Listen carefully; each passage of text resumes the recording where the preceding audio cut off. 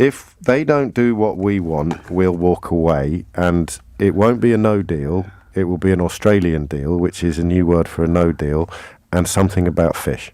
So, yes, basically, this is the UK's approach to negotiations, published this morning by Michael Gove, who is leading those negotiations, and it's basically setting out the UK's opening position in the trade deal talks, which have until the end of December to conclude.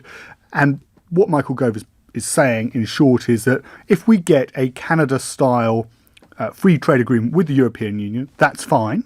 But if we don't, then we're going to revert to an Australian-style agreement with the European Union. But the catch is, of course, that Australia doesn't have a deal with the European Union. It wants a deal with the European Union, but it hasn't been given one. One of the issues that's been talked about is beef. The Australians inject cattle with hormones in order to make them grow bigger and fatter, and the European Union scientists say that makes the beef that comes as a result, the products that come out as a result, are carcinogenic, and therefore they don't allow it. Yes. So that's what Michael Gove is saying.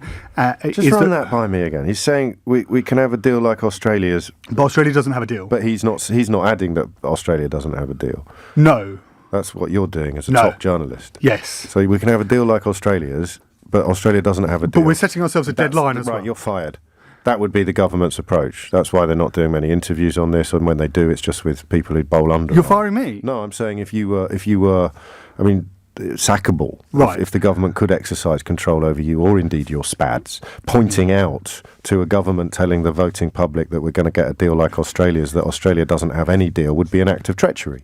But we're setting a deadline as well. Oh, I like deadlines. Tell me more. June. So we have until, we're going to set a deadline for June for the comprehensive equivalence assessments to be made. Mm-hmm. And that's basically language which says we're going to try and get something, if we're not making progress on the easy stuff, by June. But have we even agreed on what the easy stuff is? No. So we're going to do the easy stuff first. We're going to do what we say is the easy stuff, but which the European Union might consider to be quite complicated. Yes, well, we're going to do that first. Yes. And if we're making progress by June, then great. We've got 6 months to get our Canada-style deal in place.